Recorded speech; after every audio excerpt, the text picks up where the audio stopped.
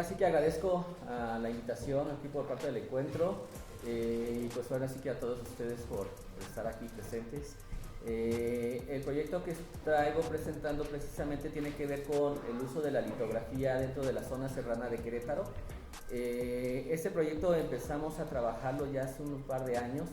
Vamos a ponerlo antes de la pandemia, empezamos como a picar esa piedrita, pero creo que fue cuando estuvo lo de la pandemia cuando más se le impulsó, ¿no? En este caso, el taller que nosotros trabajamos allá en Querétaro, tenemos 25 años ya con él. No siempre trabajamos litografía, eso prácticamente fue como del 2016 para acá. Entonces, en el caso de Querétaro, ha habido varios proyectos por parte de la Secretaría de Cultura que han apoyado proyectos como culturales. En este caso se llamó Apoyarte en aquel momento y fue una manera de poder a bajar un recurso para empezar a extraer piedra de la zona serrana de Querétaro y empezar de alguna forma a darnos cuenta si realmente era funcional o no esta piedra, ¿no? Para los procesos de dibujo y bueno, en este caso de impresión.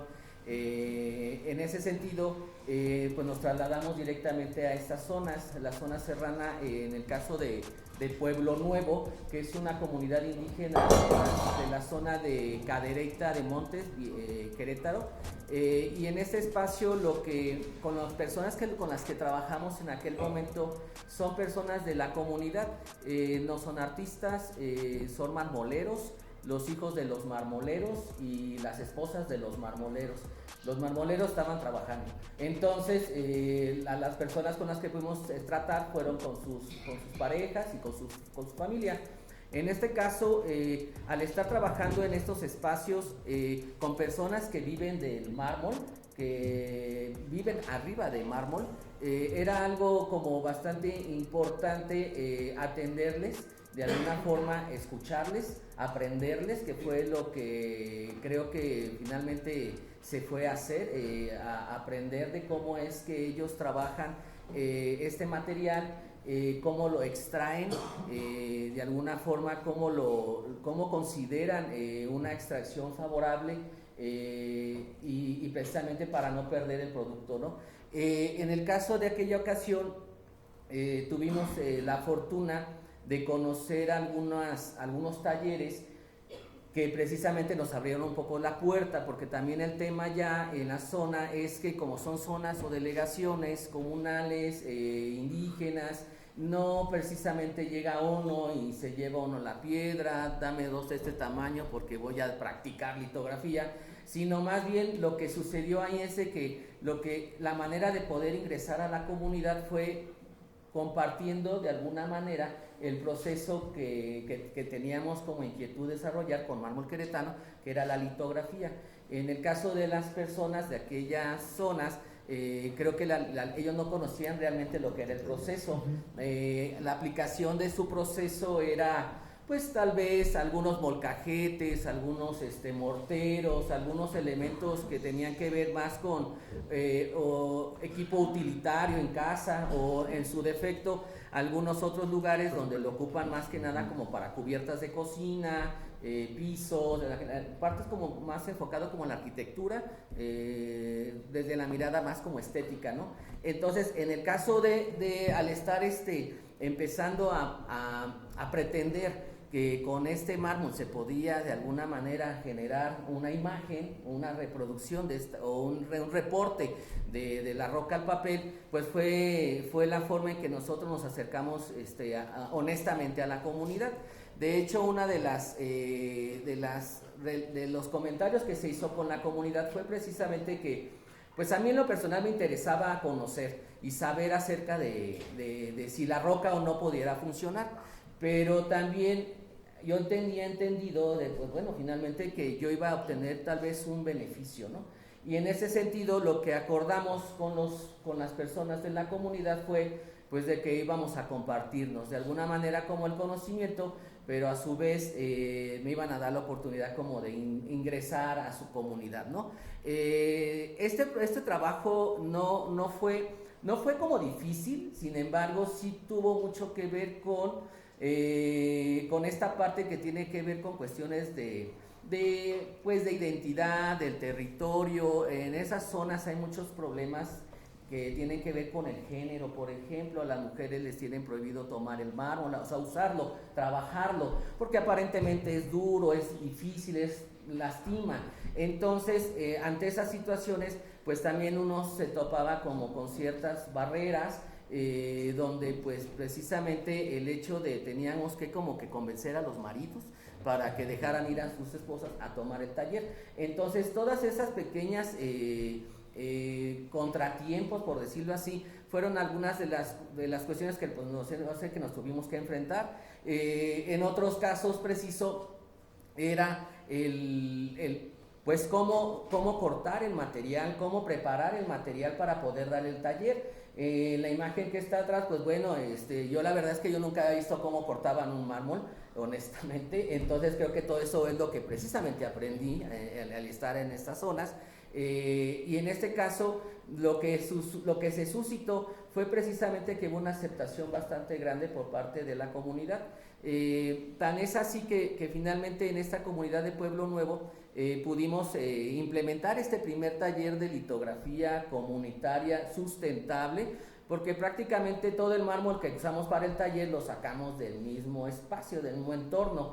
Entonces eso fue algo bastante interesante para mí pensar, porque pues hemos hecho litografía tal vez en muchos lugares, pero nunca me había tocado a mí estirar la mano y sacarlo de un pedazo de literal como del cerro, ¿no? Entonces en ese sentido me percaté pues que finalmente yo estábamos trabajando con personas, y en una zona donde la materia prima, que es la que aparentemente es compleja a veces de conseguir por sus dimensiones, su peso, sus características, el envío, todo lo que implica, por decir, de trabajar el mármol, pues lo teníamos ahí en la mesa, ¿no? Entonces, lo más interesante también era precisamente que el hecho para uno como artista gráfico acercar los insumos, los materiales, las herramientas, las máquinas y todo, pues es una especie de pesadilla a veces, porque pues no siempre tiene uno a veces el recurso económico o tiene uno muchas limitantes. En el caso de la zona me causaba mucha gracia tal vez que decían a alguien, es que yo ahorita voy por mi pedazo de mármol, y se salían del taller y regresaban con su bloque. Entonces yo decía, pues ¿dónde compras esta piedra?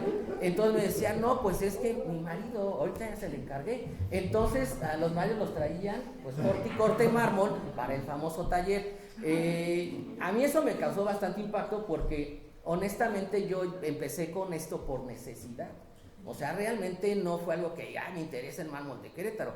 La realidad fue que ahí el Angelito Per me estuvo acá jalando la oreja diciendo, porque si allá hay mármolas, ¿por qué no, chingado, te vas para allá? Entonces yo que quería un mármol de ahí de la Ceiba, ¿no? Pero me dijo, pues ya, vete por favor, ya no hay, o no hay, ¿no? Entonces, pues no dude en ir al cerro a bajar unas piedras, ¿no? Entonces, en este caso, al estar yo con estas personas de Pueblo Nuevo trabajando y con estos chicos y todo, pues el primer angelito ahí que nació fue quién es el esposo de la señora Purificación. Entonces, que es el señor que cortaba el mármol con su sierra esa gigante de agua. Estas máquinas son hechizas, no son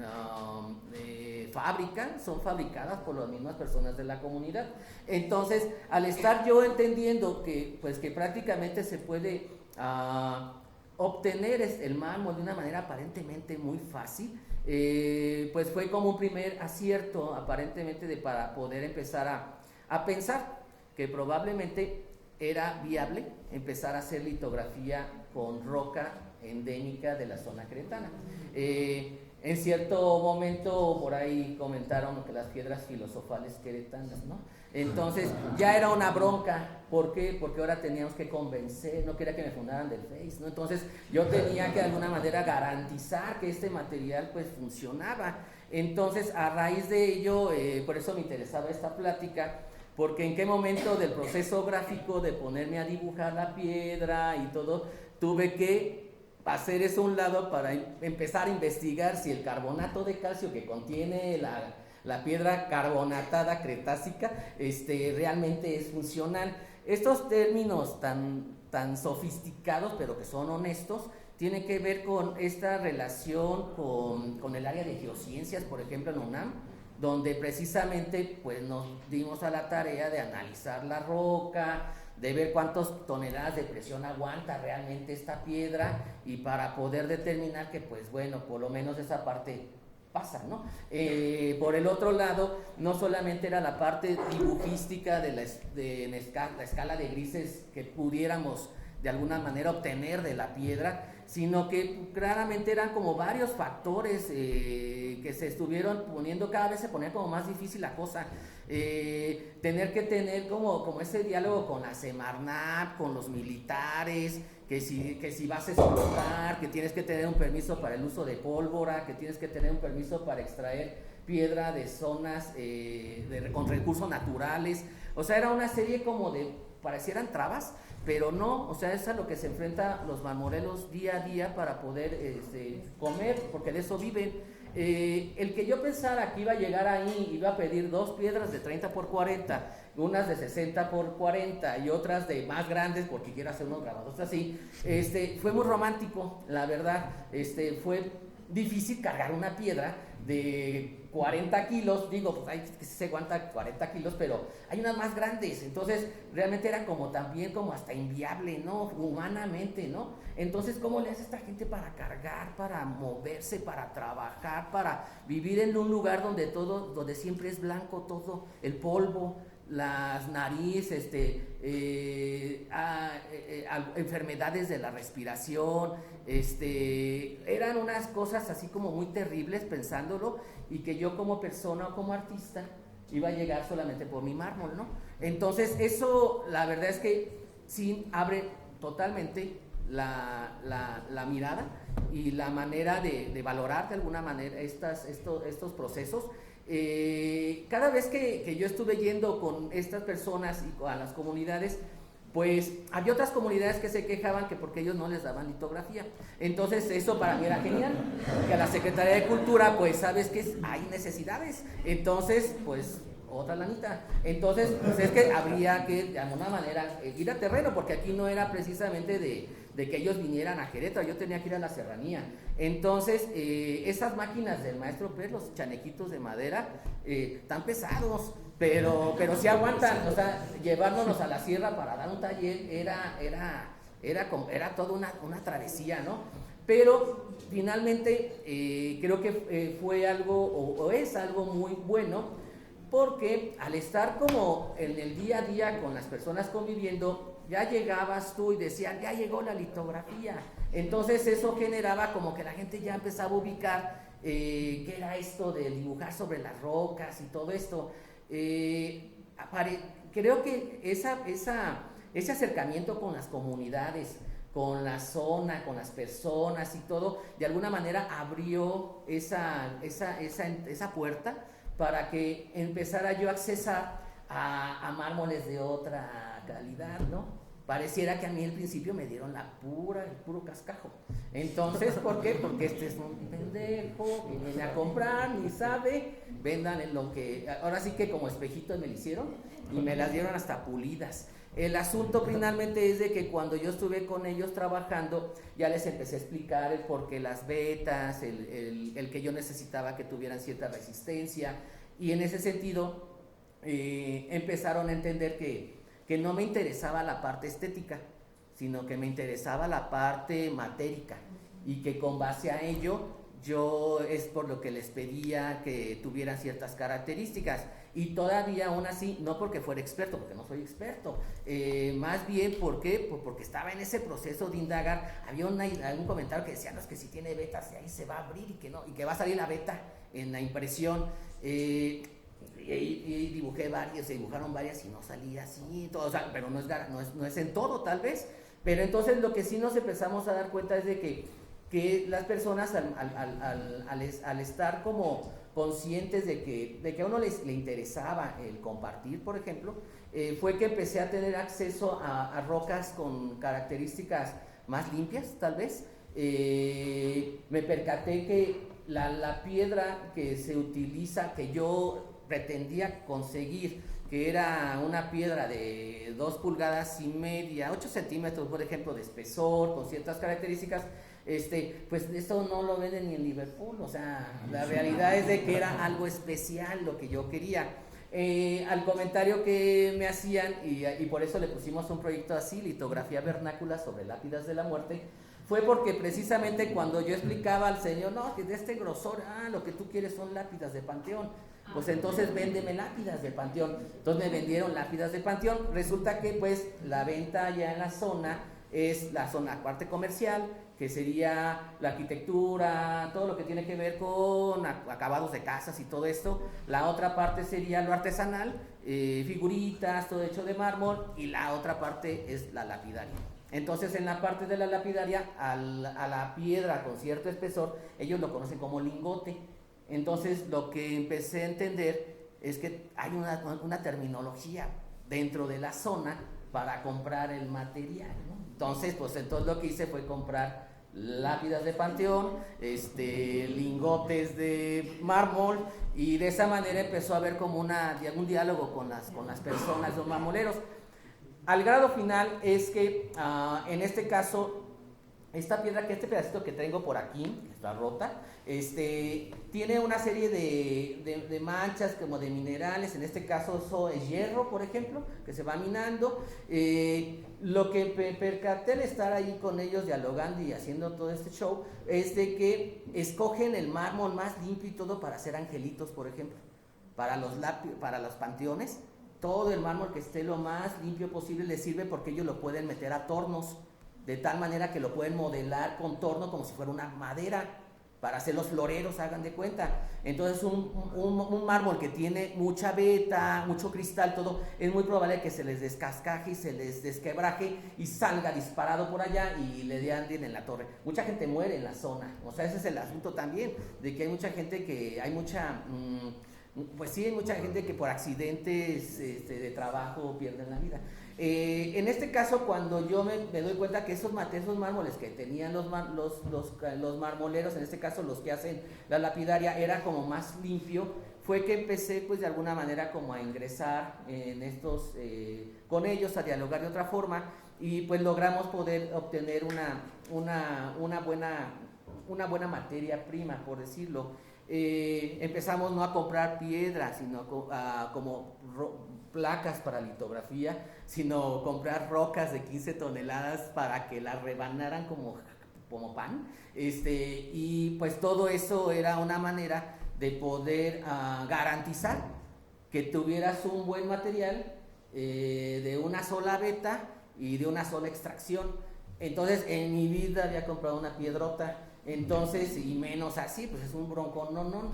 Entonces, lo que sí pasó fue que al estar accesando a estos formatos de roca, pues empezaron a entrar ya herramientas más sofisticadas como cadenas de diamantes y cosas que tienen por ahí curiosas para cortar esto como si fueran pues rebanadas de pan Bimbo, ¿no? Entonces pues yo no lo tenía como muy en cuenta, o sea, la verdad es que yo pues ya nada más iba por ellas, ¿no? Entonces, al estar indagando en todo en este discurso, fue que pues nos damos cuenta que efectivamente el cortar el mármol que se está usando ahorita para este trabajo de investigación, debe de ser cortado y no explotado, precisamente porque los explosivos lo que hacen es que es tan fuerte la explosión que puede generar fragmentación en la misma roca, y eso genera que a la hora de que le metan la presión se les rompa el corazón, y no precisamente fue porque le pusieron mucha presión, sino porque probablemente la piedra ya venía con una pequeña incisión. Entonces este proyecto se detonó en comunidades, como lo comento, y de ahí lo catapultamos de alguna forma a la parte académica, dentro de la Universidad Autónoma de Querétaro, dentro de la Universidad Autónoma Benito Juárez. Les llegó el pitazo de que acá había rocas filosofales, y entonces pues allá no querían hacer la chamba de investigar, me querían echar la bronca a mí. Entonces pues finalmente les cedimos unas piedras para que los chicos de la UAPJO y de la nueva escuela de Juchitán pudieran empezar porque activaron un taller de litografía en Juchitán. Entonces pues nosotros de alguna manera se les regaló, porque se les donó unas piedras para que empezaran a trabajar. Entonces la aceptación por parte de la parte académica, por decirlo así, pues todavía no me hablan, ¿no?, para decirme lo contrario, pero ha sido bastante buena. Los cuadros que están allá de aquel lado todos están hechos con el mármol de la zona de Bizarrón, y creemos que hay una buena, el material se puede trabajar, más bien uno debe de mejorar sus procesos. ¿Para qué? Para poder aprovechar al máximo este material, ¿no? ¿Bien? Sí. Tiempo. Sí, gracias. Okay, gracias.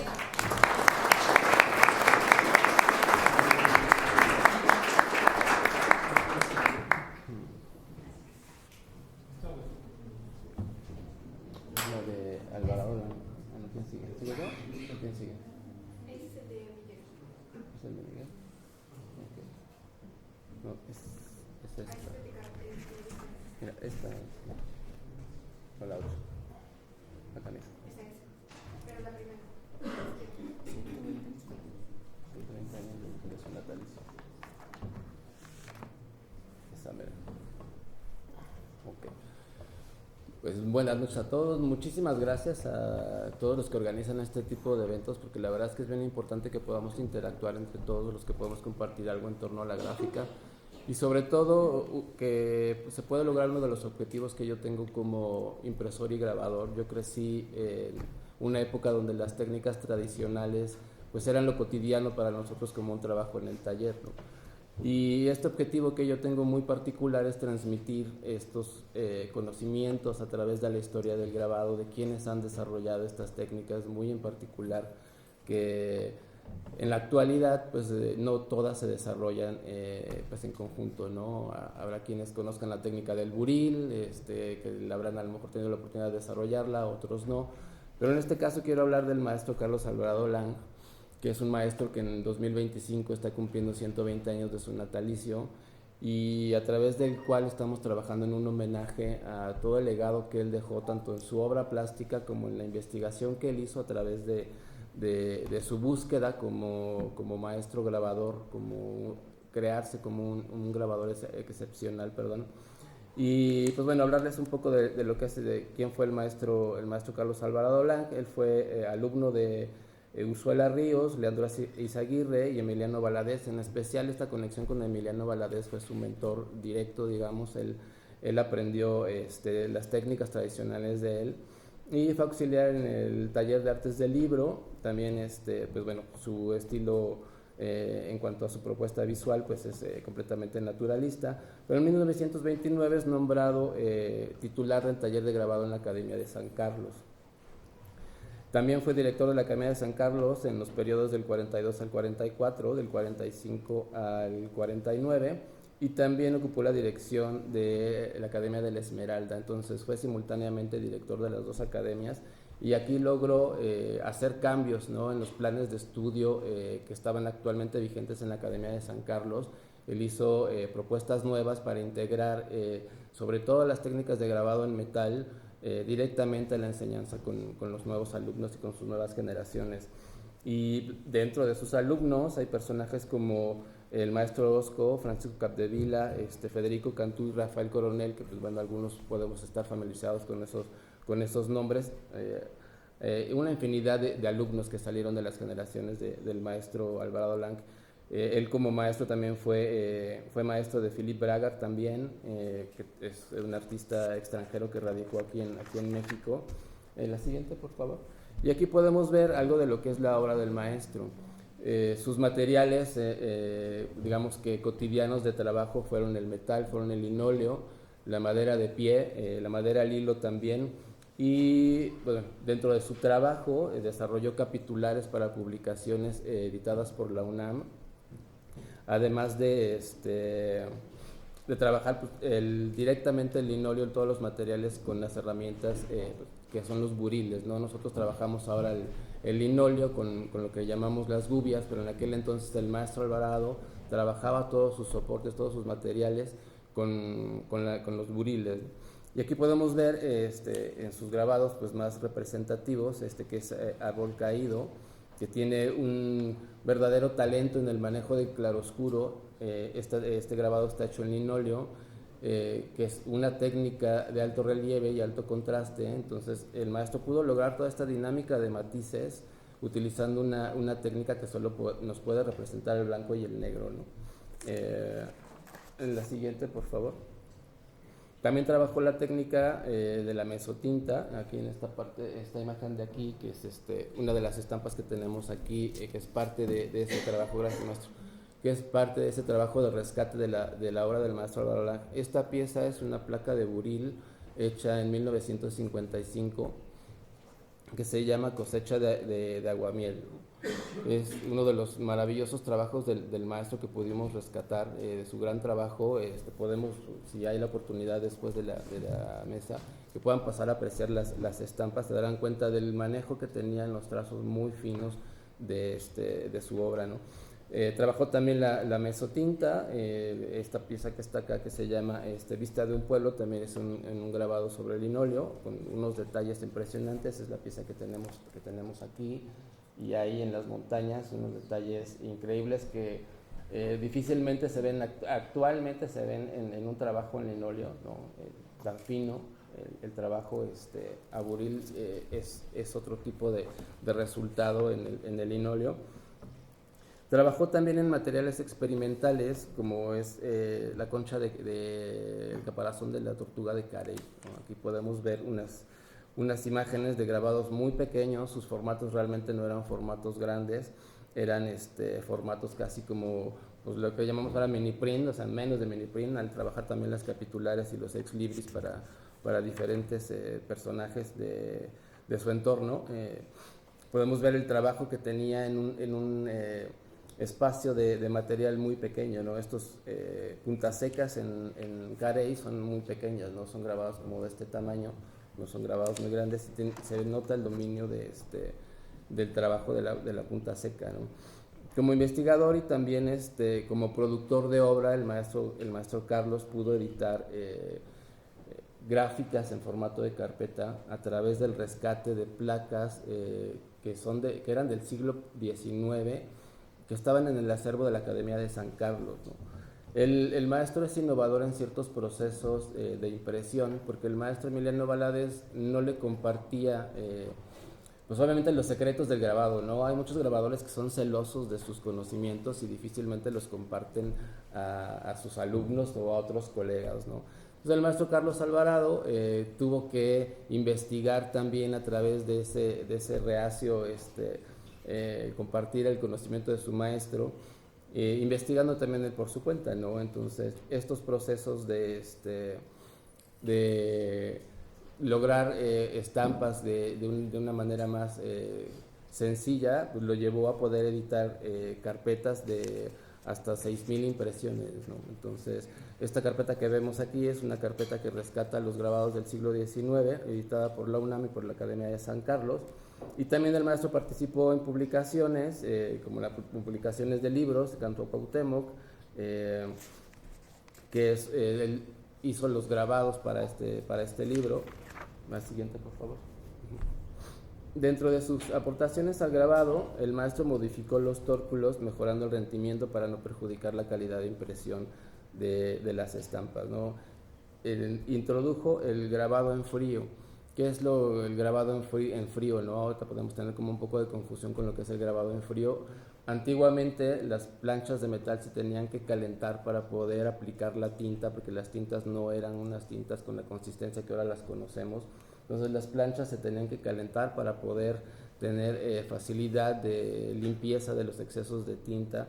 Y el maestro Alvarado, pues al descubrir todos estos secretos que no le compartía su maestro Emiliano Valadez, desarrolla el agregar aceites a las tintas para poder tener un mejor manejo en la impresión. Y uno de sus aportes también es una publicación por la UNAM que se llama El grabado a la manera negra, y aquí él desarrolla un proceso muy particular debido a que no contábamos en México con las herramientas que se utilizan para hacer la mezzotinta, que son las cunas. pues el maestro Alvarado desarrolla un proceso de graneo de la lámina de metal a través de arena, como lo vimos, nos lo compartió el maestro, cómo se granean las piedras de litografía. El maestro Alvarado Lang desarrolla ese proceso para granear las placas de metal y poder crear este tono oscuro para la mezzotinta, ¿no? Entonces esa investigación lo llevó a crear un proceso que en su momento no tenía y lo realizó a través de conocimiento de otra técnica, ¿no? Bueno, ya les comenté de la edición de hasta 6,000 impresiones gracias a estos procesos. Y la siguiente, por favor. Es eso. ¿Perdón? No, por medio de arena encima de la placa, graneando, sí, completamente, abrasivo completamente, sí. El maestro Carlos Alvarado perteneció a la Liga de Escritores y Artistas Revolucionarios, fue miembro fundador de la Sociedad Mexicana de Grabadores y participó en exposiciones nacionales e internacionales organizadas también por el Frente Nacional de Artes Plásticas. Bueno, no sé si aquí, algunos estaremos familiarizados con estos organismos que se dedicaron a la difusión de la gráfica, y su obra se expuso en Canadá, Estados Unidos, Japón, Europa y Puerto Rico. Aquí en la presentación agrego algunos comentarios que hacen críticos de arte acerca de su trabajo, como lo fue el maestro Antonio Rodríguez, y la crítica de arte también Raquel Tibol. El maestro Antonio Rodríguez dice: así el muchacho de Michoacán, que había sido llevado hacia la pintura por el afán de recrear la vida y los ensueños del hombre, con la ayuda de las líneas, de las formas y de los colores inventados por el arte, se encontró a sí mismo y descubrió el lenguaje que correspondía a su temperamento y sensibilidad al contemplar las obras milagrosas de Durero, ¿no? Entonces vemos que ahí ya se conecta la influencia de un gran maestro que desarrollaba su obra en Buril como Durero. Bueno, hasta aquí el aporte del maestro Carlos Alvarado. Voy a tratar de hacer esta otra presentación, otra temática, porque también es importante en el contexto histórico. Aquí vimos como unas técnicas muy tradicionales que cuando se publica la carpeta de rescate de las placas de la Academia de San Carlos, ya se hablaba que eran técnicas que estaban en desuso, ¿no? El maestro Alvarado restauró las placas y las trajo de nuevo, ¿no? A que se conociera ese trabajo. Pero también hay un espacio que fue muy importante y yo creo que para mí fue un detonante de lo que ahora podemos conocer como la neográfica, ¿no? Y hablamos también de un maestro michoacano también, que fue el maestro Octavio Bajonero, y este lugar se llamó el Taller del Molino de Santo Domingo, que se instaló en lo que fue un antiguo molino de harina de trigo en la Ciudad de México, en la zona de Tacubaya, y fue fundado por el maestro José Ángel Ceniceros, Miguel Álvarez Acosta y el maestro Octavio Bajonero en 1969, ¿no? Estos personajes ya tenían cargos públicos, como Miguel Álvarez Acosta había sido director del Limbal, y el maestro Bajonero había sido ganador de premios de grabado joven en aquel entonces, ¿no? A finales de los 60.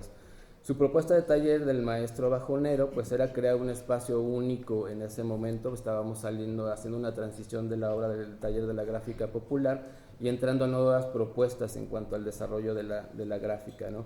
Con 3 lineamientos muy básicos: no solicitar ningún requisito académico, solamente tener la intención y la voluntad de aprender gráfica, respetar íntegramente las diferencias ideológicas, religiosas y políticas del artista y no buscar lucro alguno. No tenían apoyo de instituciones que podía acercar el material a los alumnos. Y dentro de este contexto impartieron enseñanza de técnicas tradicionales como el aguafuerte, el aguatinta, la punta seca, la silografía. Pero muy importante, que esto es lo que hace que la gráfica cambie en esa década, fue el curso que dio el maestro Mauricio Lasansky en 1976, que es un maestro argentino. La siguiente, por favor. Ahí está. Es un maestro argentino que tenía ya toda una revolución en cuanto a la forma de hacer gráfica y a la propuesta visual que él tenía, ¿no? Dentro de sus alumnos estaba la maestra Nonix Sauret, que nuevamente le mandamos todas nuestras buenas vibras. Ella creció en el Molino de Santo Domingo gracias a la tutela del maestro Octavio Bajonero. Y aquí podemos ver las propuestas visuales que Mauricio Lasansky ya tenía en los 70s, ¿no? Entonces él trabajaba con los procesos de color, ya involucrando el color, pero con una técnica de color por plancha, ¿no? Que era algo que no se hacía aquí en México, ¿no? Entonces, antes y después de la Sansky hay un cambio radical completamente en la forma de hacer gráfica, y el Molino de Santo Domingo se convirtió en un espacio en donde los egresados de las academias, tanto de San Carlos como de la Esmeralda, acudían a aprender bajo el esquema de trabajo del maestro bajonero, ¿no? Que no tenía como una estructura demasiado formal, sino que atendía a cada uno de sus alumnos de manera muy personal y particular, atendiendo a sus búsquedas muy específicas, ¿no? En 1975 el taller ya se consolida como un espacio generador de gráfica, y en 1970 la Galería José María Velasco recibe una exposición de todos los participantes del molino, todos los aprendices, y esto detona que el Molino de Santo Domingo instale una galería en ese espacio y comienza a tener actividad ya de difusión de la gráfica.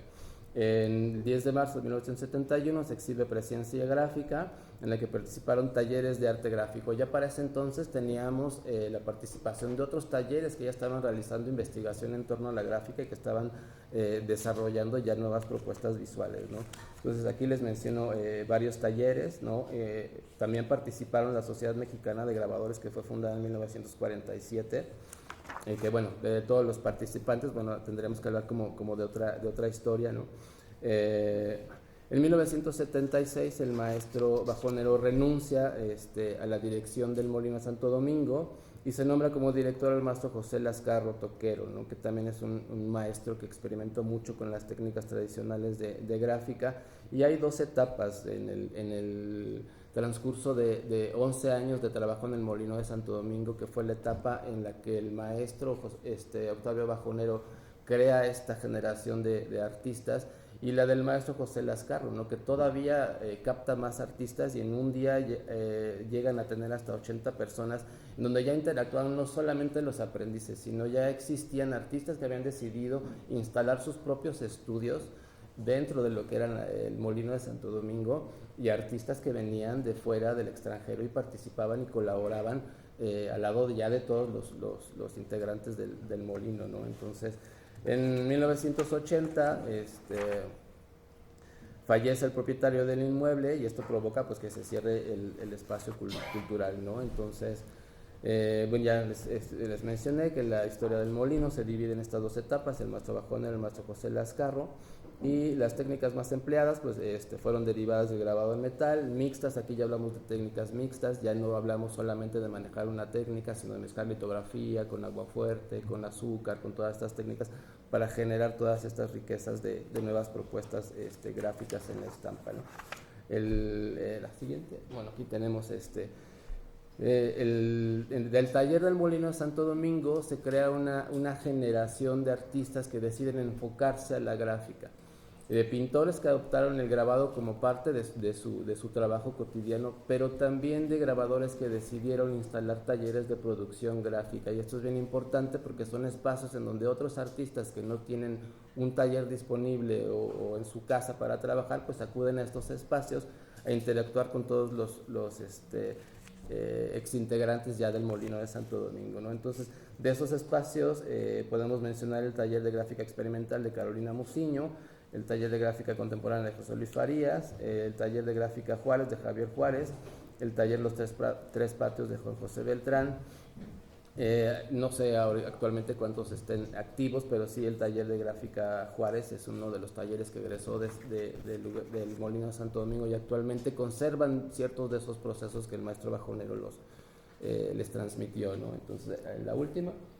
Aquí podemos, pues bueno, ver diversidad de la gráfica que se pudo crear en el Molino de Santo Domingo. No todas las piezas son del Molino de Santo Domingo, son algunos artistas representados que participaron en el Molino, pero no son obras que estemos 100% seguros que se hicieron ahí, ya que no se creó un archivo, ¿no? Ya que es bien importante, pues de todos esos procesos, tener una documentación de lo que se hace en los espacios, ¿no? Y de quienes nos comparten el conocimiento y cómo se va siguiendo ese proceso, ¿no? Antes pues, no era tan fácil tomar y tener este registro, pero yo creo que actualmente, pues bueno, con los teléfonos en las manos podemos registrar todo lo que estamos haciendo, y lo hemos visto en otras presentaciones de otros compañeros, que eso es bien importante para la investigación en torno a la gráfica, tomar ese registro y después poderlo transmitir, ¿no? Entonces, Hablo y en las plecas del diseño de la presentación hablo de lo que es el aporte del Molino de Santo Domingo de 1969 a 1998. Y cierro con esto por la exposición que se llamó Huellas del Grabado Mexicano en el siglo XX, que conjuntó más de 406 obras y 254 artistas. Fue la exposición que yo recuerdo que no ha habido otra igual, completamente llena de gráfica, personajes que salieron del Molino de Santo Domingo, obra gráfica del Taller de la Gráfica Popular, artistas como Leopoldo Méndez, el maestro Carlos Alvarado Alán participa en esta exposición también. Y hasta esta generación de 1998 todavía podemos ver todo ese desencadenamiento de nueva gráfica que partió del Molino de Santo Domingo, ¿no? Entonces aquí hay muchos artistas en la lista de expositores que estuvieron trabajando y aprendiendo del Molino de Santo Domingo. Entonces creo que hasta aquí puede llegar como trascender el aporte que un maestro puede transmitir a generaciones, ¿no? Entonces, Gracias.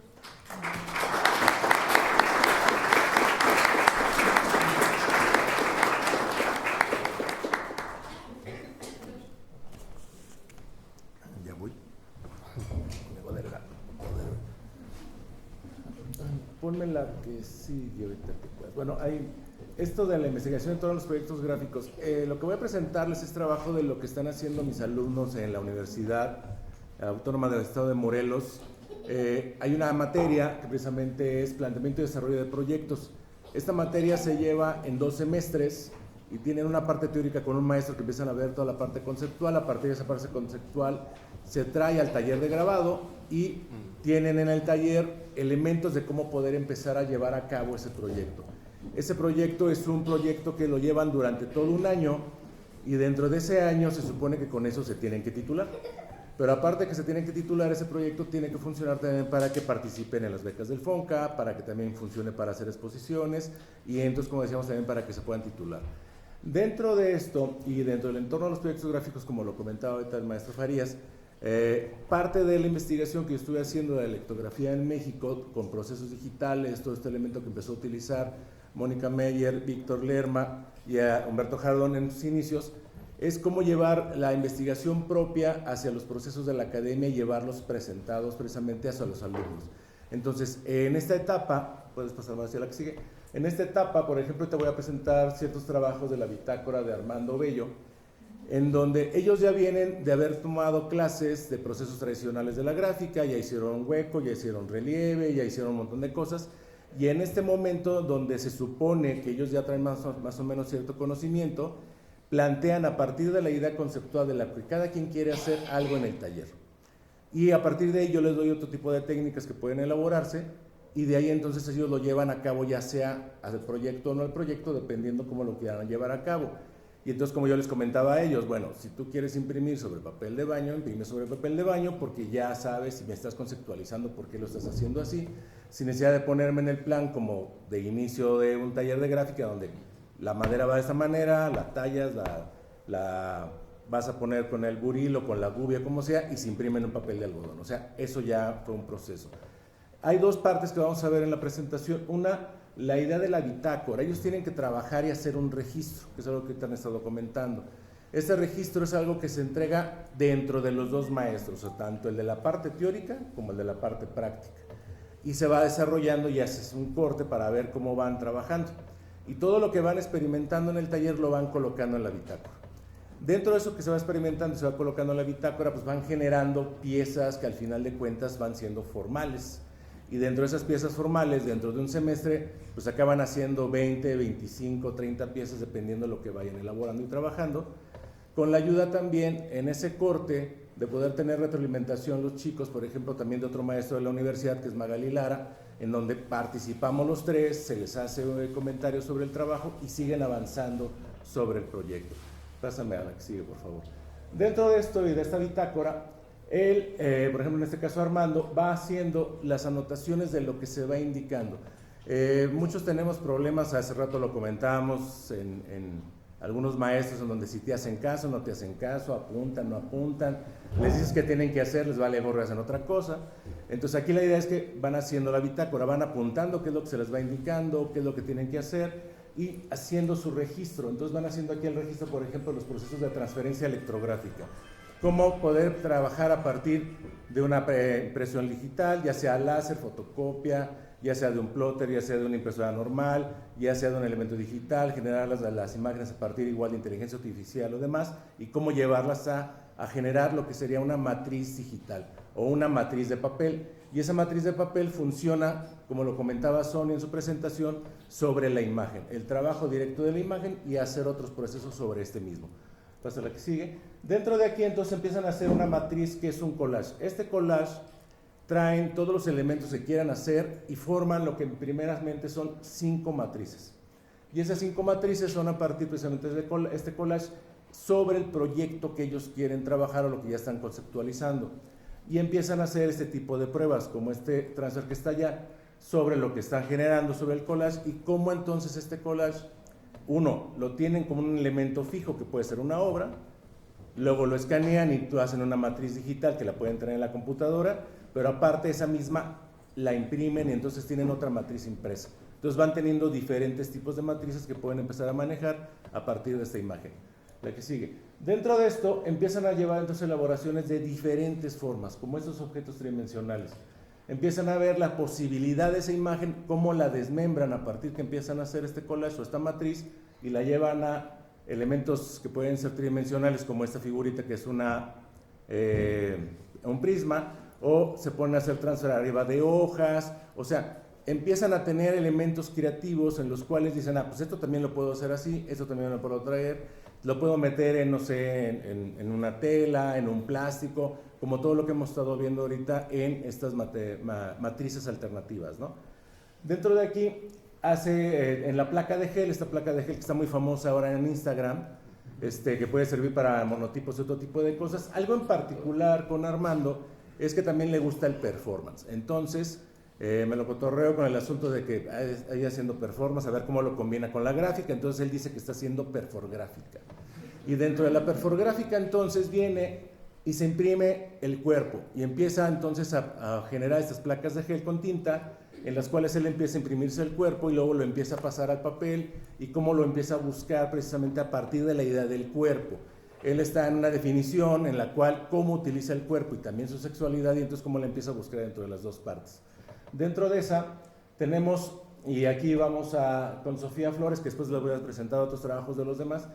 Aquí tenemos un polvo electrográfico que, gracias al maestro Enrique, ahí estuvimos trabajando precisamente en el TEBAC. Entonces, un proceso de placas de stencil a partir del polvo electrográfico, que es este polvo con lo que se entintan o se pintan o le da color a las lavadoras, los refrigeradores y todo esto, los mandas a recolectar a donde hacen esto y les venden el polvito que sale de sobra, haces el stencil, lo colocas en la placa, esta placa es una placa de offset, se quema, se funde el polvo como si fuera un betún o una brea y lo que hace es genera diferentes tipos de nociones de impresión. Esas nociones de impresión, tenemos esta placa de offset con el polvo electrográfico, así es como queda la placa. ¿Por qué en placa de offset? Porque el fondo, al momento de imprimirlo, me sirve como una placa de impresión, o sea, tengo un color parejito, o si lo puedo imprimir en relieve o en hueco, me da dos tonos distintos. Entonces vamos teniendo las pruebas del polvo y me va generando diferentes tipos de tonalidades. Este proyecto de Sofía también es un asunto de interacción del cuerpo y los insectos, cómo los insectos son parte de la vida y cómo al final de cuentas en Cuernavaca, que también es un lugar que es muy verde en algunas zonas, tiene esta parte botánica, pero también esta parte de estar buscando y recolecta los insectos y los quiere llevar, y entonces se fusiona con el cuerpo, ¿no? O sea, están en un proceso de identidad todos mis chicos ahí en la escuela. Y aquí tenemos una imagen en positivo y tenemos una imagen en negativo de cómo me da las dos maneras de poder entonces imprimir. En este caso, el impreso completo de la placa y obteniendo estas luces, o en el otro caso teniendo solamente el elemento del medio y teniendo entonces la parte limpia de la parte de atrás.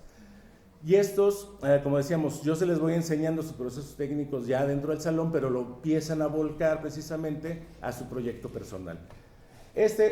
Seguimos con Armando y aquí es la muestra de trabajos de lo que él está trabajando. Pásame a la que sigue, por favor.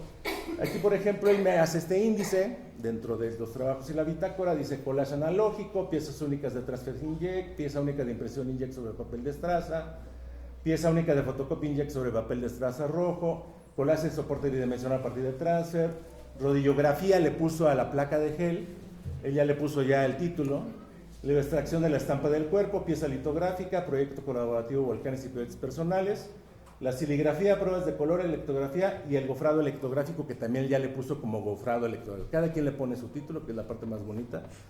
Y aquí, por ejemplo, en el proceso de la litografía, aunando a lo que comentábamos ahorita de las piedras, nosotros acabamos de echar a andar y tiene año y medio una prensa litográfica de la que nos llevó PER hace 25 años y apenas echó a andar hace año y medio, con placas con piedras de mármol de Veracruz, que están invitados a ir a trabajar y producir. Tenemos piedras grandotas, si quieres.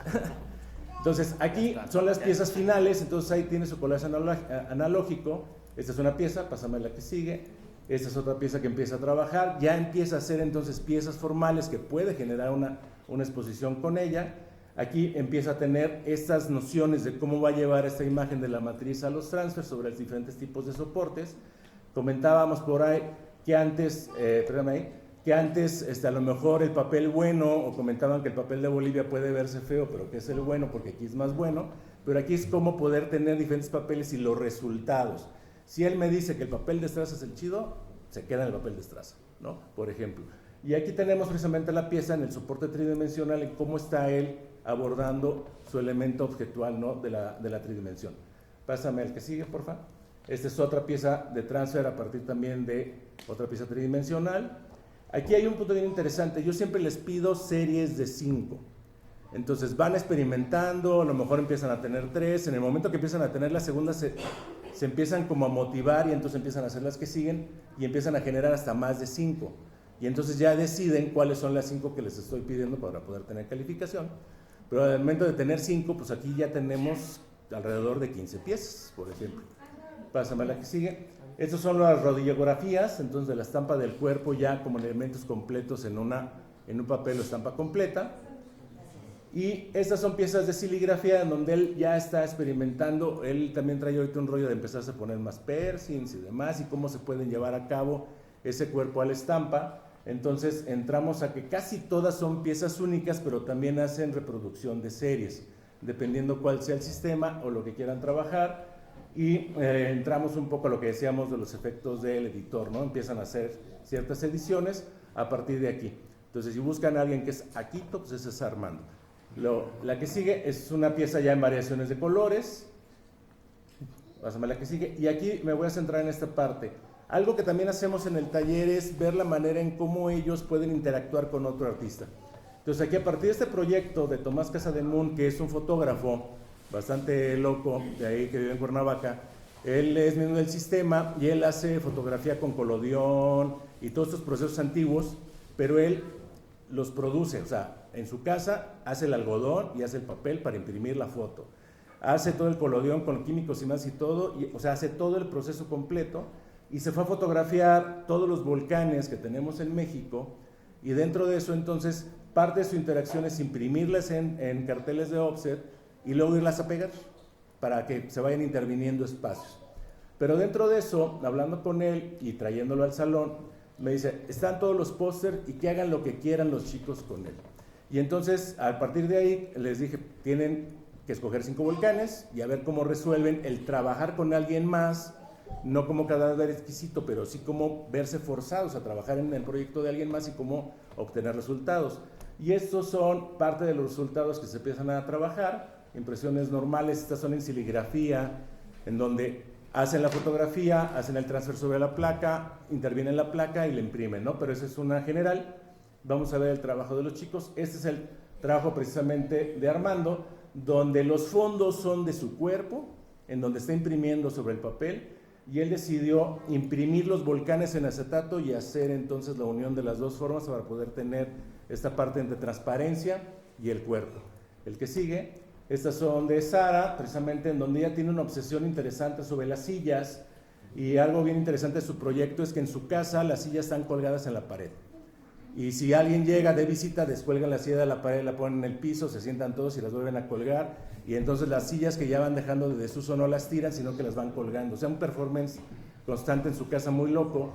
Y entonces empieza a trabajarla y cómo verían las sillas adentro de los volcanes.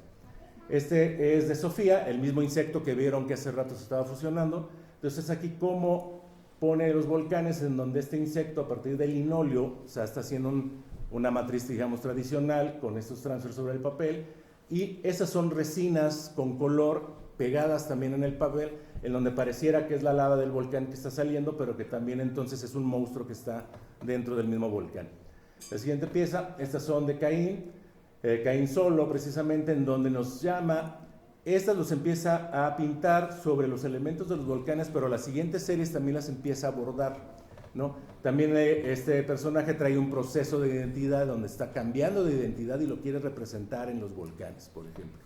Y el que sigue, y estos no se alcanzan a ver mucho por el tipo de la foto que me mandaron los chicos, que voy a regañar, pero Alexa lo que está haciendo es un rollo interno del cuerpo de la mujer, que son sellos de su cuerpo que están alrededor, pero los volcanes no son el punto central, sino el secundario, están adentro como de un relicario. Por eso es que está tomada precisamente un elemento en medio, y como si fuera el relicario que tenían las abuelitas, y está representado, por ejemplo, el volcán. Y este proceso de los volcanes, que se me hizo bastante interesante, que al final son 25 piezas las que quedaron ya conformadas por todos los alumnos, en donde vino Tomás, les hizo la retroalimentación, le gustó un montón cómo quedaron las cosas, y entonces esto hace, como ustedes dicen, comunidad. Ellos son un grupo muy unido, pero aparte hacen comunidad. La idea también interesante es que son chicos de Morelos, de Guerrero y del Estado de México, que también hacen comunidad estando ya en clases, y este proyecto en sí les ha dado como la idea de poder llevarlo y presentarlo. Y ahorita, por ejemplo, ya tienen 3 espacios de exposiciones con estos volcanes que ellos mismos han gestionado, ¿no? Entonces lo van a exponer en Cuernavaca, lo exponen en Taxco y lo exponen en Toluca. Entonces es algo bien interesante que al final de cuentas se dan cuenta de que los proyectos, en el momento que traen esa investigación, que lo traen unido de la bitácora, porque aquí solamente les seleccioné algunas partes, pero es una bitácora grande de trabajo, con todo el asunto de conceptos, con las bibliografías que van viendo, con todos los procesos de experimentación, teniendo ideas formales en algunas cosas fijas, decidan al final decidir y exponerlas, y decir, valen la pena exponer este tipo de proyectos, y que al final de cuentas están ahorita haciendo precisamente los trabajos para poder entrar a las becas, quién sabe si las ganen, pero a partir de proyectos concretos. ¿Por qué? Porque es algo que nos piden las becas, nos piden imágenes del proceso de la obra, de algo muy concreto, de algo muy formal, y que no se vea disparatado todo lo que se ve ahí cuando uno está revisando los proyectos de beca, ¿no? Y la última, aquí no me alcanzó a pedirle un meme al maestro de gráfica, entonces dice, mi amigo diciendo que los memes no son arte, pues yo terminando de pintar este meme. Muchas gracias.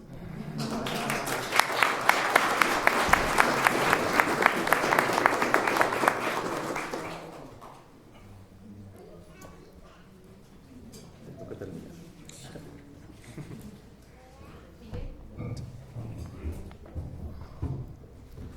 Si quieres, vele dando tú quieres. Rol. Bueno, pues mucho gusto, buenas noches. Agradecer primeramente a los organizadores, a las organizadoras del evento y a todos ustedes que están aquí. Mi proyecto, mi investigación va en torno a una exploración en cuanto al campo que se comparte entre las artes gráficas y la música, desde el uso de un soporte para después generar una reproducción. Como bien sabemos, pues trabajamos con matrices que fijan la imagen y después generan una reproducción. Hay nuevas formas de circulación de la imagen hoy en día gracias a las tecnologías, como a través de internet, catálogos digitales y como ya lo hemos visto también, o las redes sociales incluso. Y eso también es una misma reproducción de la imagen, ¿no? Que circula a través de un medio no convencional, pero que cumple la función de la imagen, que es llegar al espectador. También, bueno, en la música surge algo similar, que es ya no nada más el soporte, o más bien previo a eso, la interpretación en vivo, sino que más o menos por ahí de 1940, en la vanguardia del concretismo, surge esta idea de generar un soporte para resguardar o para registrar sonidos y ritmos musicales, y a partir de entonces pues se crea todo lo que conocemos, ¿no? El vinilo, el CD, el disquete, la USB que nos venden en 15 pesos con quién sabe qué canciones. También, pues también una forma de reproducción no convencional, pues es las personas que tenemos música en nuestros celulares, o que vamos por la calle y escuchamos a un carro que trae las bocinas a todo volumen con una canción, ¿no? Es una forma de reproducción de la obra musical que está fuera de lo convencional, ¿no? Entonces, estas son algunas propuestas que he ido generando en esta investigación. Es una investigación con una metodología que parte desde la práctica, donde el objeto de conocimiento surge desde el quehacer, en este caso de la gráfica, ¿no? Mis técnicas son la litografía, que es como donde tengo más experiencia, el hueco y la serigrafía. Y estas técnicas pues son impartidas por mis maestros de la universidad, y esta investigación la estoy realizando para obtener mi título de grado de licenciatura en artes visuales. Entonces, pues estos son algunos de los ejemplos. Cabe resaltar que pues dentro de la música o de los criterios que yo utilizo para seleccionar las obras musicales, pues son completamente personales.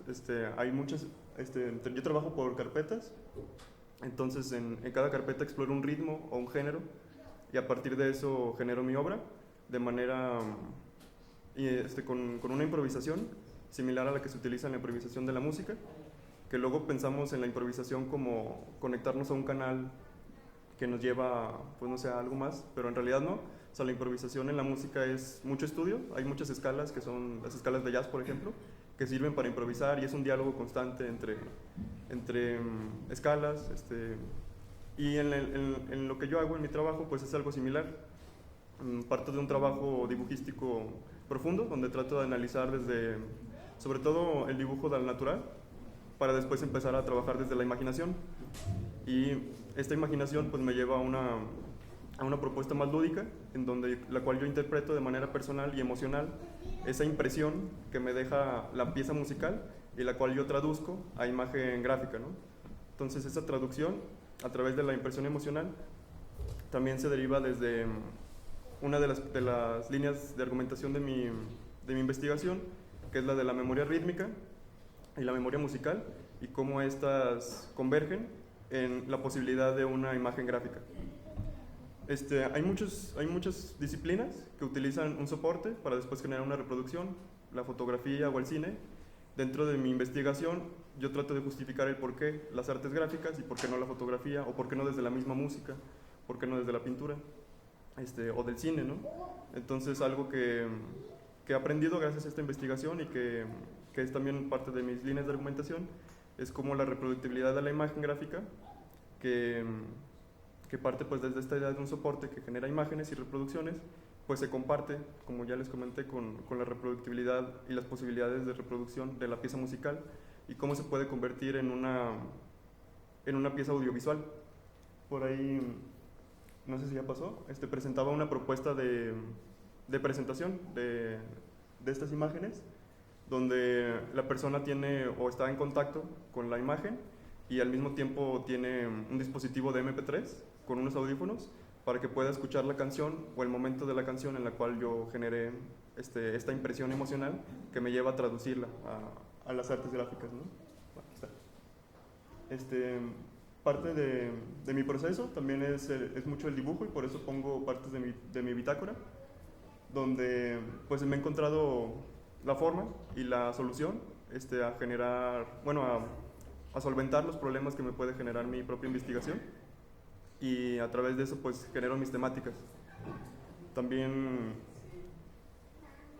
aparte de la metodología que utilizo, es el modelo Tolman, que es como una línea de argumentación que se deriva de los argumentos, y que no domina la obra, sino que fluye a través de ella, y más bien trata como los aspectos teóricos, como por ejemplo los datos, que los datos, pues en este caso serían como aquello que se repite, y lo que en realidad me he ido encontrando que es lo que a mí me gusta dibujar, y es por eso que elegí este tema, ¿no? Me gusta dibujar desde la imaginación, las manos, la figura humana, y la instrumentalización, y el acto de crear música dado que pues yo tengo pues una iniciación a las artes desde la música. Entonces como desde esta experiencia propia pues también puedo traducirlo. Dentro de mi marco teórico también explico en mi investigación cómo algunos artistas pues ya han realizado este tipo de investigaciones en su obra.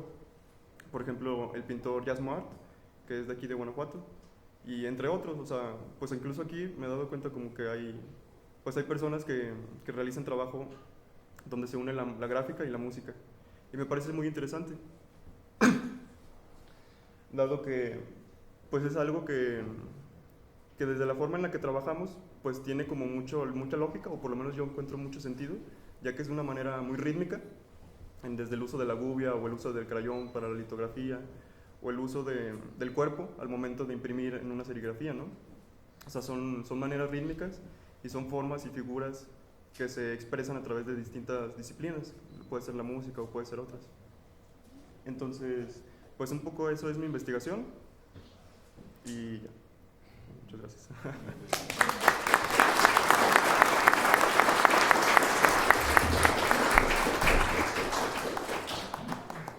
Bueno, les voy a hacer unas preguntas, dos preguntas, quien la guste responder, y ya después damos vía al público si tiene alguna otra pregunta que quiera hacer.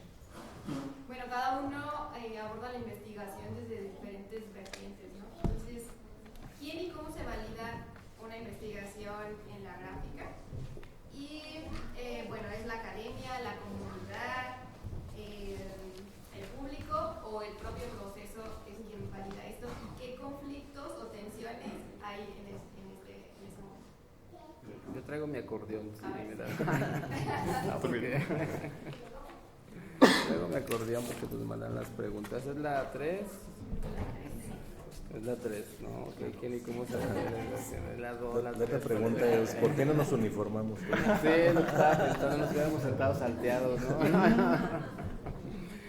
Bueno, mira, en relación a esta pregunta, yo resuelvo lo siguiente, ¿no? Esta se consolida a través de la comunidad artística que encuentra en la innovación de procesos un nuevo camino que le permita expandir su propuesta plástica, en conjunto con el público nacional e internacional que reconoce en esta innovación un valor auténtico en el resultado final en la gráfica. Y aquí, bueno, voy a tocar algunos aspectos históricos. En el contexto histórico, la Academia ha establecido lo que es aceptable y lo que no. En los inicios de la Academia de San Carlos, los aprendices de las técnicas de grabado estaban confinados exclusivamente a la copia de grabados de grabadores europeos. No se les permitía la enseñanza de la estética y la creatividad, solamente copiaban y aprendían a través del desarrollo de la técnica. Actualmente, con la incorporación de procesos, materiales y aplicaciones, surgen contraposiciones de lo que es y no es gráfica. Se genera una brecha entre las técnicas tradicionales y la innovación de procesos.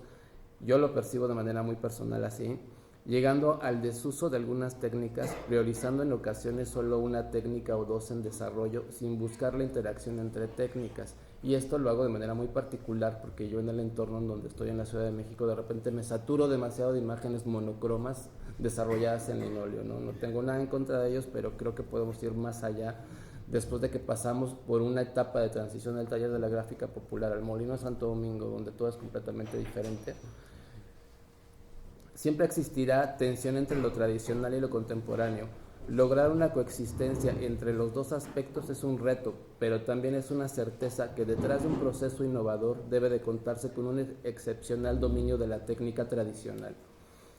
Y cito textualmente Francisco Capdevila: la abundancia del grabado en color es reveladora de exigencias de galería.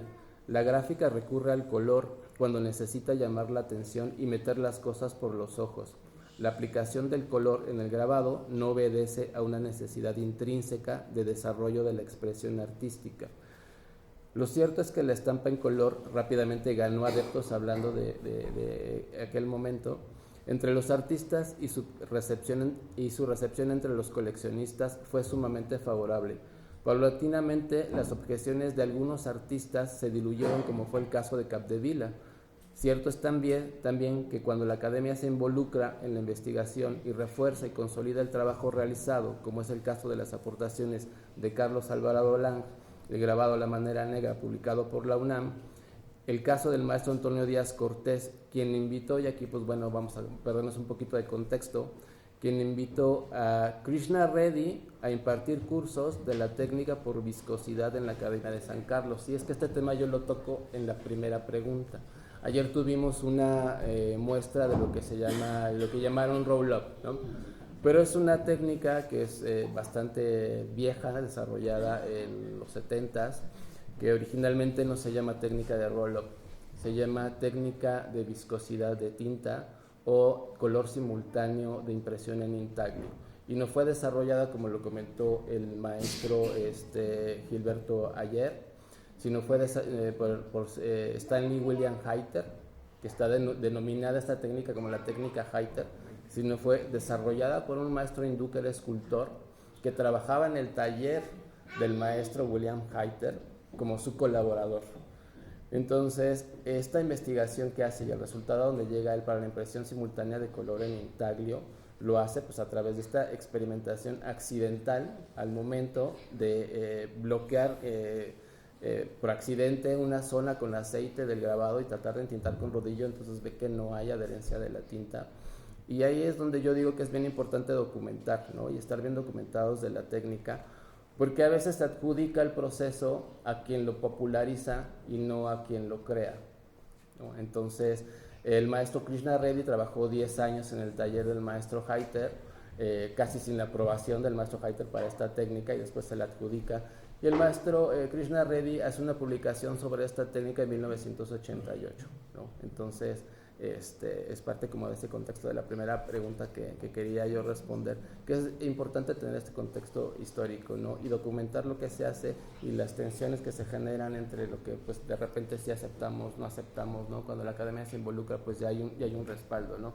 Y pues bueno, en la investigación histórica del grabado podemos hablar de muchos otros temas más, ¿no? No sé si despejé un poquito la respuesta a esa pregunta. ¿Alguien más quisiera como comentar o contestar esta pregunta? Pues, bueno, yo. Si no se ponen de acuerdo. Gracias. Pienso que la validez surge en parte a todos estos aspectos que comentas, como, o sea, tanto las personas, la academia, como... Y pues uno mismo es el primer juez, ¿no? O sea, desde su propia obra, desde lo que está realizando, y pues los criterios de validez de su metodología específica. O sea, puede ser una investigación que sea recopilatoria y que compare lo que se ha escrito desde distintos puntos de vista y luego se genera algo nuevo, o una investigación donde se propone ampliar realmente más allá el campo de la gráfica y generar un poquito más, ¿no? de posibilidades.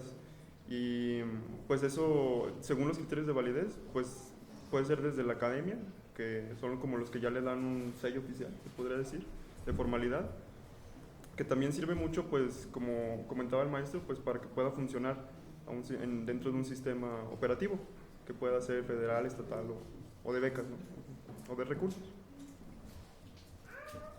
Pues para terminar, este mismo congreso da validez, ¿no? O sea, el que vengas, tú digas, hables de una investigación, hables de ciertos tipos de investigaciones, de cierto tipo de trabajo, es la difusión precisamente de esos contenidos. Hablando ahorita de que se va a titular, pero si él, por ejemplo, se titula y no saca su investigación, se queda nula, ¿no? O sea, hay que ver la manera de cómo sale, dónde se difunde, cuáles son los medios, los resultados, porque si no, entonces pierde precisamente esa validez y esa manera de investigación, ¿no? Que es lo mismo que está haciendo ahorita Giovanni. O sea, es la idea precisamente de cómo ir y plantar. Y sí, bueno, un orden académico siempre da cierta validez en el momento que sale un libro o sale algún artículo, alguna revista. Hoy en día pues lo marca, ¿no? El mismo SNI, ¿no? Si no están en ciertas publicaciones ciertas cosas, pierden esa validez. Y hoy en día es más fácil poderlas difundir, ¿no? Que esa es la ventaja de las redes, ¿no? Entonces hay diferentes formas de poderlo hacer. Pues bueno, pues yo estuve como pensando un poco todo lo que las preguntas que han mandado y efectivamente creo que desde el proceso de lo que he estado yo como investigando acerca del mármol, el mismo proceso es el que me ha validado o yo busqué de alguna manera esta validación por medio del proceso. Esta pieza que tengo acá, me ayudó bastante a entender esa validación, o sea, en el sentido de la escala tonal. Si no se hubiera conseguido esa escala tonal, probablemente yo mismo hubiera entendido que no era válido esto, ¿no? Ante ese dato fue una manera como de poder como seguir adelante, ¿no? Y por el otro lado, en cuanto a las tensiones y los conflictos de interés y todo esto, sí, efectivamente el maestro Per me ayudó y de hecho, gracias tal vez a su motivación, a su investigación, porque él también tiene otra, tengo entendido que hay otras investigaciones también sobre mármol aquí en nacionales, pues fue algo que también de alguna manera pues uno como pues no caminó solo, ¿no? Sino ya había antecedentes, había ya estructuras que favorecieron bastante este proceso. Okay. Bueno, y la última, ¿cómo se puede enseñar y transmitir esta investigación en la gráfica sin rigidizar los procesos y herramientas metodológicas? ¿Y qué herramientas metodológicas son clave para formar nuevas generaciones? Me encanta mucho el trabajo del maestro Mora, preciso porque esta idea de utilizar tecnología o técnicas como alternativas y todo ello, combinaciones y todo eso, a mí en lo personal me ha ayudado dentro de un taller de litografía para que de alguna manera los chicas se empiecen como a involucrar y no lo tomen de alguna forma como tan ortodoxo de la litografía que tiende a ser como puro dibujo, sino poder generar transferencias, generar algunas otras estrategias. Y de hecho en el video que se veía había unos niños con unos peces. Esas eran transferencias por medio de fotocopias que tomaban de libros o en su defecto algunas fotografías con su celular, porque se tenía que generar como una dinámica de interés para ellos y que no se aburrieran, por decirlo así, en un proceso tan ortodoxo como puede ser el dibujo. Entonces creo que las estrategias de mezclar diferentes procesos, técnicamente hablando, generan como esa, pues que se fluya, sea más fluido el entendimiento dentro de un aula, ¿no? Sí. Para cerrar eso, y ahorita paso a algo que por ejemplo han comentado, no hay que ser envidiosos con lo que le tienes que enseñar. O sea, tú planteas y sabes que podemos ver todo esto, estamos ávidos de enseñarte todo esto, no importa que te lleves el conocimiento, la idea es eso, transmitirles el conocimiento, no hay que ser envidiosos sobre ese asunto, no es algo que creo que, yo por ejemplo he aprendido muchas cosas de Enrique, he aprendido muchas cosas de Torralba, por ejemplo, de varios, o sea, todos nos hemos nutrido y eso yo creo que los chicos se llevan esa experiencia. Ahorita que hablaba del maestro Capdevila, por ejemplo, hay un asunto en el área de grabado que se habla de la generación y la descendencia, quién es el papá de quién y no sé quién, ¿no? O sea, mi maestro, por ejemplo, fue alumno de Capdevila, ¿no? Entonces él trae esa experiencia de allá de la parte tradicional que nos enseña a nosotros, como esta que comentábamos de Alvarado y demás. Si nosotros nos quedamos con eso, se pierde ese conocimiento, o sea, es cómo lo llevas y tanto los procesos tradicionales como los procesos nuevos posiblemente, pero que lo consuman y lo sigan experimentando, que es como decía el maestro Gilberto, lo tienen que experimentar y lo tienen que hacer y los vas asesorando. Y gracias a eso son ávidos de seguir experimentando y ellos son los que tienen que estar abiertos para recibir ese tipo de cosas, ¿no? Y hoy en día hay muchas escuelas de arte que los enseñan a conceptualizar, a ver diferentes tipos de libros, a ver diferentes tipos de textos, a lo que antes no había. Entonces tienen más conocimiento, ¿no? Ahora hasta sufren porque dicen, ay, todo es conceptual, pues tienes que conceptualizar, porque si no, eso también le da validez al producto final del trabajo, ¿no? Okay. Yo la verdad es que sí tengo muy marcada la manera en que yo aprendí el grabado, que fue una situación muy práctica, ¿no? Yo no sabía nada de grabado cuando entré a un taller, es más, yo quería ser mecánico automotriz y mi papá me dijo, no, te vas a trabajar conmigo al taller, y en vez de tener las manos llenas de grasa, las tuve llenas de tinta, ¿no? Pero eso es algo que me formó, ¿no? La experiencia, compartir codo a codo con quien tiene el conocimiento y te lo comparte, como dice el maestro Víctor, no ser celosos con ese conocimiento, sino pasarlo a las otras generaciones. Y yo me voy más por eso, ¿no? O sea, realmente la propuesta que yo tengo como taller es un espacio abierto, ¿no? Donde a mis alumnos que yo tengo en los talleres que desarrollamos ahí, yo les comparto el conocimiento, pero también les hablo del contexto histórico, ¿no? Cómo fue que aprendí yo, quiénes eran los actores en aquel entonces, qué investigaciones se llevaron a cabo. Falta mucha historia de la gráfica en las escuelas. Exactamente, falta mucha historia de la gráfica, hablarles de los procesos tradicionales para que también mantengan una continuidad, no se pierdan, porque vamos a caer en que hay procesos novedosos que son muy interesantes, que son muy atractivos, y entonces, pero no dejemos esa línea, ¿no? Como dice Víctor, o sea, también yo tengo esa escuela de Capdevila, y Capdevila fue alumno de Alvarado Online, entonces estamos creando una línea, ¿no? Un curso de conocimientos que debemos seguir transmitiendo, ¿no? Entonces yo, por ejemplo, en el taller tengo dinámicas que son las clínicas acerca de las técnicas, ¿no? Una clínica de litografía donde invito a la gente de manera gratuita que están interesados en la gráfica, yo desarrollo el proceso y ellos de manera visual están viendo cómo se hace, cómo se desarrolla la técnica, ¿no? Y al final pues les comparto una de esas estampas, se las firmo, se las llevan a su casa y entonces les creo memoria del momento, ¿no? Entonces creo que eso es bien importante, ¿no? Esta manera práctica de involucrarlos para transmitir ese conocimiento. Bueno, metiéndome, Sí, en pero transmitir eso, o sea, lo que sí te están enseñando. O sea, de lo que dices de la línea de los maestros, ¿no? Claro. Puede ser esta que Claro. viene de Capdevila, que viene de la y demás, pero también las otras, ¿no? O sea, mi maestro Alejandro Pérez Cruz y Mario Rangel son otra parte que vienen de Suma, Claro. que complementan la parte Las tradicional complementan, y complementas las exactamente. partes, ¿no? Que esa es la idea. Sí, exactamente. Se agradece que tengan como la apertura de ustedes del conocimiento, o sea, de transmitir como este conocimiento, pero ¿cómo rompemos? Bueno, primero tiene que haber como romper esta barrera de los grandes maestros que quieran soltar como ese conocimiento para que pueda haber como esa apertura, ¿no? A las nuevas generaciones, porque pues si desde arriba no empieza, pues como... Lo que pasa es que sabes, perdón, sí. Y creo que o sea, se puede aprender más como de la experiencia que de buscar en internet o en un libro. No es como- Sí, claro. Mira, yo lo que iba yo es que me han tocado chicos de la FAD, se mueren por hacer gráfica y me dicen, es que siento que me hacen falta conocimiento. Entonces sí es mucho de quien te transmite, ¿no? Hacia dónde puedes llegar. Entonces como tú dices, ¿no? Esta parte del maestro que no te quiere compartir. Entonces la verdad es que estamos los que sí tenemos la disposición, ¿no? De transmitir y pues tratar de acercarlos, ¿no? Como si en la difusión en redes sociales y decirles, hay clínica de litografía gratuita, vengan, ¿no? Y creo que nos han tocado maestros generosos, ¿no? Sí, exactamente. Bueno, yo sí Sí, tuve esa buenos es la maestros ventaja. también, ¿no? Decía el maestro Gilberto que hay que aprender el oficio, ¿no? La práctica, para de alguna manera pues empezar a experimentar. Hoy decía como llegar al terreno de la libertad, ¿no? Pero también falta ahí la curiosidad de uno mismo como alumno, que también parte de los chicos, ¿no? Es generacional, ¿no?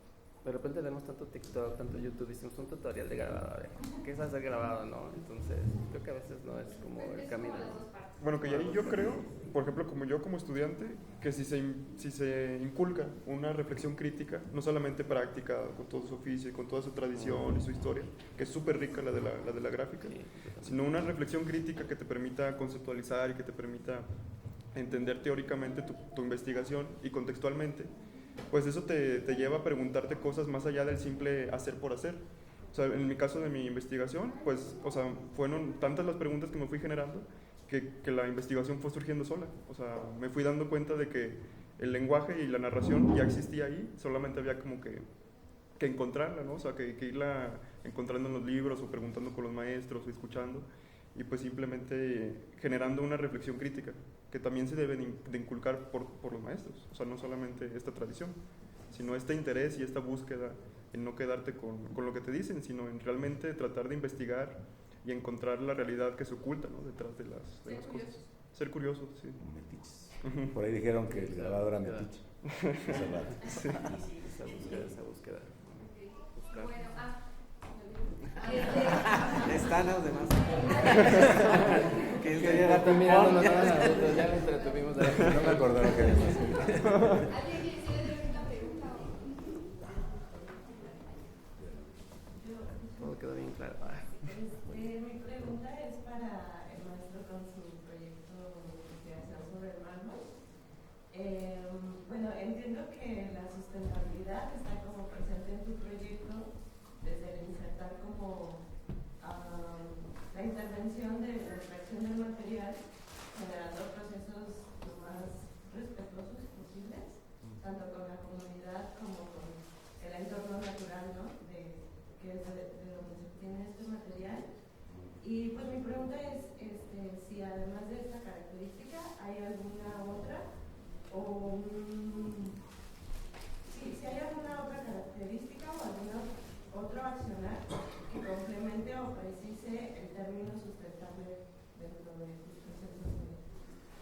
fabricación y otra. Podría ser, perdón, igual la otra palabra podría ser la que estás como trabajando mucho es sostenibilidad, en el sentido preciso de que el hecho en nuestra universidad, si no se hace un rastreo, por ejemplo, de ciertos soportes para poder generar